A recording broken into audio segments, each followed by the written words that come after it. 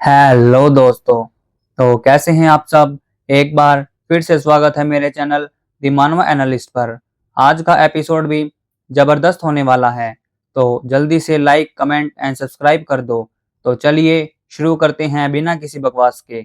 इस एपिसोड की शुरुआत में 4 महीने पहले का सीन दिखाया जाता है, जहां फ़ोन पर जिनफेंग अपनी सिस्टर से कहता है, तुम घर कब आओगी, मैं खाना बनाना शुरू करने वाला हूँ।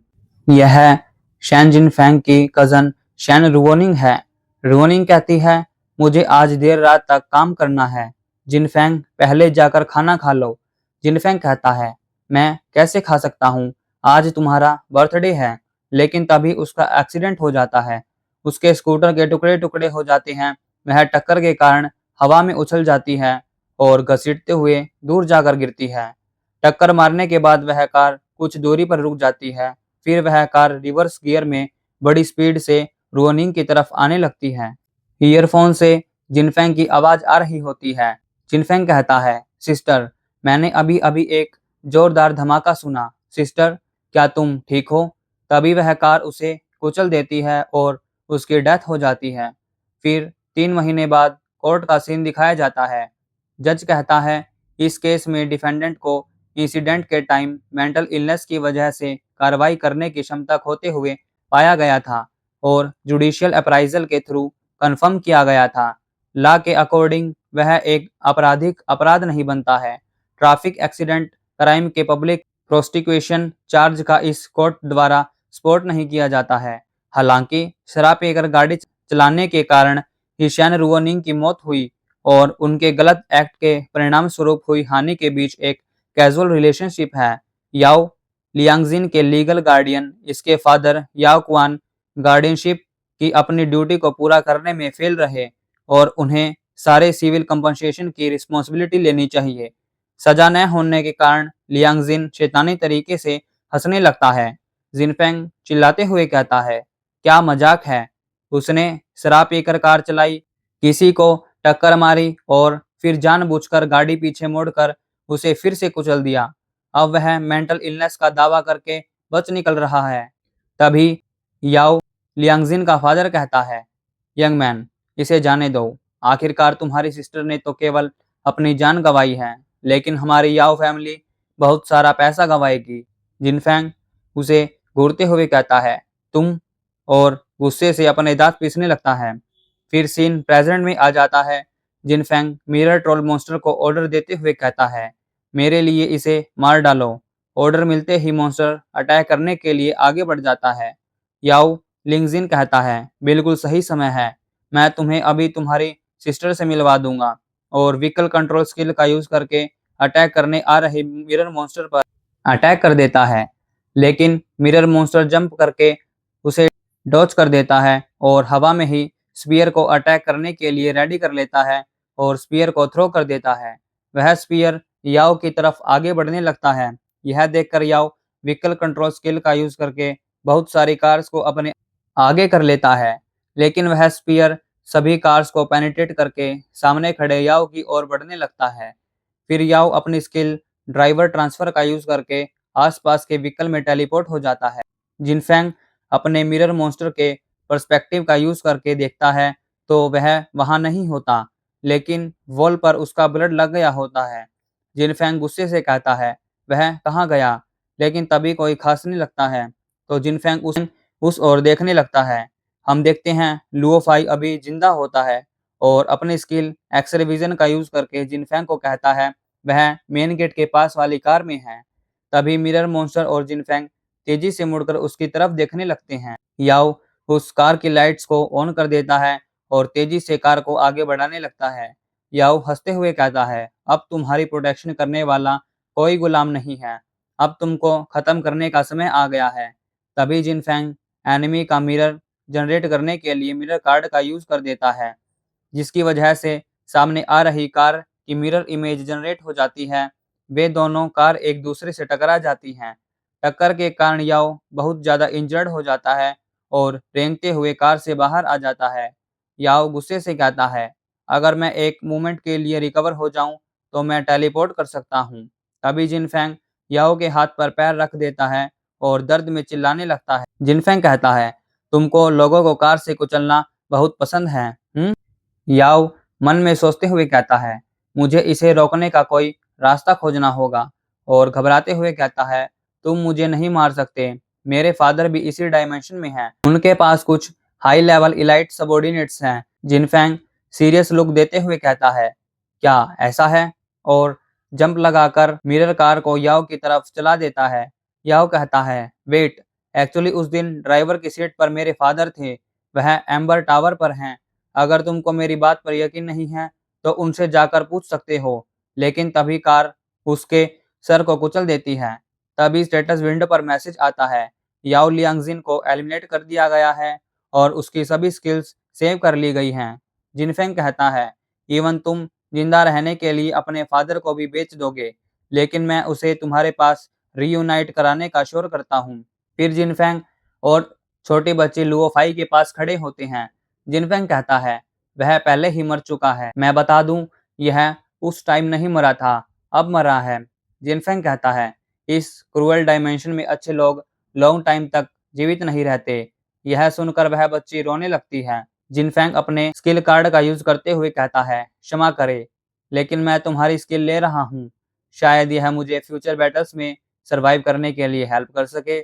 हमें स्किल्स बताई जाती हैं जिनको जिनफेंग ने कलेक्ट किया होता है। Smoke screen enhancement, x ray vision, silent movement, limited lock on shoot. Jinfeng कहता है, चलो मैं तुम्हें शेल्टर में ले चलूंगा। लेकिन वह बच्ची कहती है, मैं तुम्हारे साथ रहना चाहती हूँ।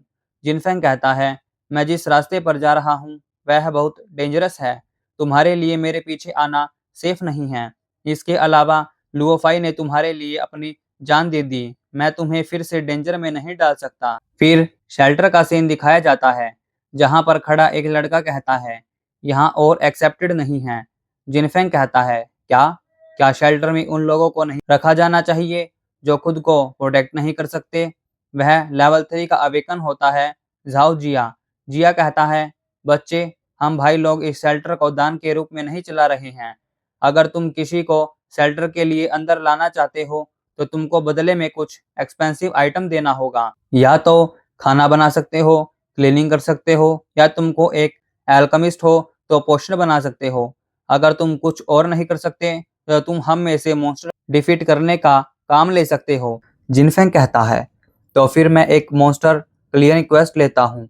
फिर जिया कहता है, मुझे देखने दो कि क्या क्वेस्ट बची हुई है, और क्वेस्ट को देखने लगता है। जिया कहता है, अभी पास में एक ही चीज है, वह है केवल 2 लेवल इलाइट मॉन्स्टर। अपनी ताकत के साथ तुम निश्चित रूप से उसे डिफीट कर सकते हो। और एक मॉन्स्टर की फोटो दिखाते हुए कहता है, क्या तुम सचमुच जाना चाहते हो? जिनफेंग कहता है, मैं जाऊंगा, प्लीज मेरे वापस आने तक इस छोटी बच्ची का ख्याल रखना। नेक्स्ट सीन में देखते हैं, जिनफेंग मन में सोच रहा होता है एक लेवल 2 का इलाइट मॉन्स्टर। तभी जिनफेंग कुछ देखकर हैरान हो जाता है और साइड पर रखे डस्टबिन के पीछे छुप जाता है और अपनी स्किल एक्सरे विजन का यूज करके देखने लगता है, क्योंकि सामने विंडो मिरर में दिखता है कि पीछे की बिल्डिंग पर मॉन्स्टर खड़ा होता है। यह एक लेवल 2 का ट्रोल कर्स्ड विच डॉक्टर होता है जो अजीब तरीके से डांस कर रहा होता है। तभी उसकी तरफ कोई फायरबॉल का अटैक कर देता है और एक जोरदार ब्लास्ट होता है। वह अटैक एक लेवल 2 की अवेकन वांग टैंग ने किया होता है। टैंग कहती है, यह डायरेक्ट उसके फेस पर हिट हुआ है। तभी लेवल 2 का अवेकन लीजिया कहता है, सोचिए, इस मॉन्स्टर से लड़ने के लिए हम तीनों की क्या जरूरत है? फिर एक और लेवल 2 का अवेकन हुआजी कहता है, ऊपर स्मोक हट रही है। हम देखते हैं कि वह मॉन्स्टर वहां नहीं होता और अटैक के कारण बिल्डिंग का एक बड़ा एरिया डिस्ट्रॉय हो गया होता है। टैंक कहती है, देखो, मैंने तुमसे कहा था, मैं समझ गई, यहाँ तक कि इलाइट लोग भी फेस पर लगे शॉट से बच नहीं सकते। अगर मुझे पता होता तो मैं तुम लोगों के साथ मिलकर इतना सारा एक्सपीरियंस साझा नहीं करती। तभी टैंक एक कर्ज के कारण बजर्क फ्रॉग में चेंज हो जाती है, जिसका असर 20 सेकंड्स तक रहता है और 20 सेकंड तक अपने ही फ्रेंड्स पर अटैक करता रहेगा। तभी वह फ्रॉग जिया पर अटैक कर देता है और अपना मुंह खोलकर बाइट करने की कोशिश करता है, लेकिन जिया अपनी स्वॉर्ड से एक स्लैश करके उसे 2 टुकड़ों में काट देता है। जी कहता है, तुम अपने टीममेट को कैसे मार सकते हो? जिया कहता है, क्या तुमने नहीं देखा कि वह मुझे काटने वाला था? जिया कहता है, फ्रॉग में किस तरह की अटैक पावर होती है? जिया गुस्से से कहता है, जिस टीम मेंबर ने अपनी वैल्यू खो दिया है उसे बिना किसी हेजिटेशन के अबैंडन कर देना चाहिए। अगर तुम मुझे भी परेशान करते रहोगे तो मैं तुम्हें भी काट डालूंगा। यह सुनकर जी चौंक जाता है। जिया एक तरफ देखकर कहता है, वहां पर। फिर ब्रेकिंग द स्काई नाम की स्किल का यूज करके एक ट्री को काट देता है। वहां नहीं, यह मॉन्स्टर हम पर कहां से स्पेल कास्ट कर रहा है? तभी जी भी कर्ज के कारण फ्रॉग में चेंज हो जाता है। यह देखकर जिया हैरान हो जाता है। जिया कहता है, डेफिनेटली उसके पास कोई ऐसी स्किल होगी जो इनविजिबल रहते हुए भी उसे कर्ज कास्ट करने के लिए अलाउ करती है। और अपनी स्वॉर्ड निकालते हुए कहता है, अगर ऐसा है तो अपनी एक skill breaking through the chaos का यूज करके आसपास बहुत सारे अटैक कर देता है। तभी एक अटैक एक पिलर की ओर आने लगता है, लेकिन वह अटैक एक इनविजिबल शील्ड के कारण ब्लॉक हो जाता है और हंसते हुए कहता है, तुम यहाँ हो। एंड एक स्टांस लेते हुए एक स्किल थंडर स्ट्राइक का यूज करके उस पिलर को पेनिट्रेट कर देता है, जिसके कारण वह स्वॉर्ड उस पिलर के आर पार हो जाती है। लेकिन हम देखते हैं मॉन्स्टर ने उस अटैक को साइड हट कर डॉच कर लिया होता है। जिया हैरान होते हुए कहता है, अरे मेरा निशाना चूक गया। तभी वह मॉन्स्टर अपनी मैजिकल स्टिक से अटैक कर देता है, लेकिन जिया उस अटैक को पीछे जंप करके डॉच कर लेता है। जिया हंसते हुए कहता है, क्या तुम्हें लगता है कि एक मेज मुझ पर मिलो अटैक्स कर सकता है? हाँ हाँ। तभी उसे कुछ होने लगता है और पर्पल कलर की वोमिट करने लगता है। यह उस मॉन्स्टर ने अपनी एक स्किल एगोनिजिंग टॉर्मेंट का यूज किया होता है। फिर जिया वहां से भागने लगता है और भागते भागते जिया फॉरेस्ट में चला गया होता है। जिया कहता है, कोई आश्चर्य नहीं कि यह एक इलाइट मॉन्स्टर है। इस स्किल से होने वाला डैमेज इंसेन है। मुझे अपनी ब्रेथ कैच करने के लिए एक जगह खोजनी होगी। तभी वह मॉन्स्टर भी वहां आ जाता है और अपना वही अजीब सा डांस करने लगता है। ट्रोल विच डॉक्टर ने उसे भी कर्ज करके फ्रॉग बना दिया होता है। तभी सीन चेंज होता है और हमें एक बिल्डिंग का सीन दिखाया जाता है, जहां जिनफेंग उस बिल्डिंग के कॉरिडोर में खड़ा होता है और जिनफेंग ने अपनी skill stealth mode and assassination dagger का यूज किया होता है। तभी स्टेटस विंडो पर मैसेज आता है, प्लीज किसी अदर डायमेंशन में एंटर करने के लिए कोई डोर चूज करें। फिर जिनफेंग लेफ्ट साइड का फर्स्ट डोर चूज करता है और उसमें एंटर हो जाता है। जिनफेंग के एंटर होते ही डोर क्लोज हो जाता है। तभी कोई और पर्सन भी उसी तरह के एक डोर को ओपन करता है और उसे देखकर स्माइल करने लगता है। फिर हमें बताया जाता है यह मिरर क्लास चेंज क्वेस्ट का फेज 1 होता है। जिनफेंग को अपनी मिरर कॉपी से 10 मॉन्स्टर्स को असैसिनेट करने की क्वेस्ट मिली होती है। अगर फेल हुआ तो ओरिजिनल बॉडी की स्किल्स को डिसेबल कर दिया जाएगा। तभी हमें एक मॉन्स्टर को दिखाया जाता है। वह लेवल 3 का स्नो येती होता है। फिर वह मॉन्स्टर वहां से चला जाता है। हम देखते हैं जिनफेंग मिरर मॉन्स्टर के पर्सपेक्टिव से देख रहा होता है। जिनफेंग कहता है, इसमें कोई आश्चर्य नहीं, इसे प्राइमरी स्टेल्थ मोड कहा जाता है। यह न केवल माना को कंज्यूम करता है, लेकिन आपकी बॉडी पर एक्यूमुलेट स्नो के कारण स्टेल्थ मोड को तोड़ सकता है। फिर जिनफेंग स्नो को कलेक्ट करने लगता है और एक स्नो बॉल से उस स्नो यती पर अटैक कर देता है। वह स्नो यती गुस्से से उस ट्री की तरफ आने लगता है जहां जिनफेंग छुपा होता है। यह देख जिनफेंग कहता है, 3, 2, 1 और जैसे ही वह मॉन्स्टर वहां पहुंचता है तो जिनफेंग वहां से चला गया होता है। वह स्नो यती इधर उधर देखने लगता है। तभी उसका गला कट जाता है और चिल्लाते हुए वही मर जाता है। उस स्नो यती को किल करने के बाद मिरर मॉन्स्टर उस पर लैंड करता है। हम देखते हैं कि जिनफेंग ने बहुत सारे स्नो यतीस को किल कर दिया होता है। जिनफेंग कहता है, यह बहुत ज्यादा मुश्किल नहीं था। इन मॉन्स्टर्स के पास बहुत कम एग्रो रेंज है। मैं उन्हें 1 या 2 बार डैगर मारता हूँ, इससे पहले कि वे नोटिस करें। तभी स्टेटस विंडो पर मैसेज आता है कि तुमने 10 मॉन्स्टर्स को असैसिनेट कर दिया है और फेज 1 कंप्लीट हो गया है। रिवार्ड में बैनिश स्किल, 3 बेसिक हीलिंग पोशन, 10 कोरेज ब्रेड और असैसिनेशन ब्लेड मिला है। फिर हमें असैसिन ब्लेड के इफेक्ट्स के बारे में बताया जाता है। डैमेज +1, एजिलिटी +1, हिट लगते ही ब्लीडिंग इफेक्ट और हर 3 सेकंड में डैमेज होना, यह सिर्फ 9 सेकंड के लिए है। जिनफेंग उस डैगर को देखते हुए कहता है, फाइनली मुझे एक प्रॉपर वेपन मिला है। फिर क्वेस्ट का सेकंड फेज शुरू हो जाता है। जिनफेंग को क्वेस्ट मिलती है कि बॉस लिटिल स्नो किंग और उसके मिनियंस को बिना अटैक किए किल करना है। फिर हम देखते हैं कि जिनफेंग उस केव में स्टेल्थ स्किल का यूज करके वहीं छुपा होता है। जिनफेंग कहता है, अब ज्यादा मॉन्स्टर नहीं बचे हैं, इसके आगे फाइनल बॉस छुपा होता है। तभी जिनफेंग उस मॉन्स्टर पर अटैक कर देता है, उसे भी गला काट कर किल करने की कोशिश करता है। जिनफेंग हैरान होते हुए कहता है, यह अटैक अंदर तक क्यों नहीं पहुंचा।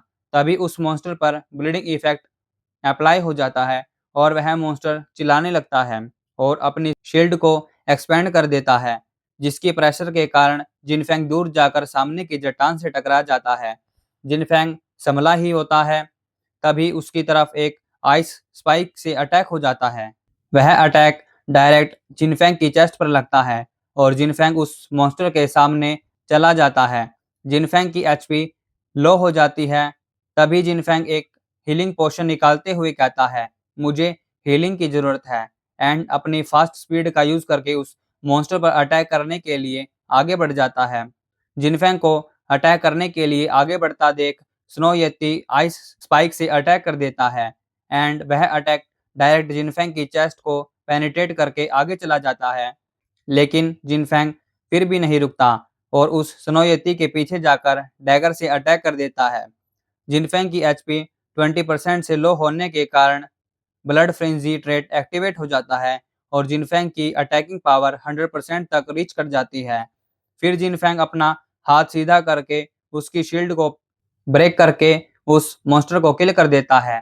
तभी स्टेटस विंडो पर मैसेज आता है कि इलाइट स्नोयती को एलिमिनेट कर दिया गया है और आपको लार्ज एक्सपीरियंस गेन हुआ है।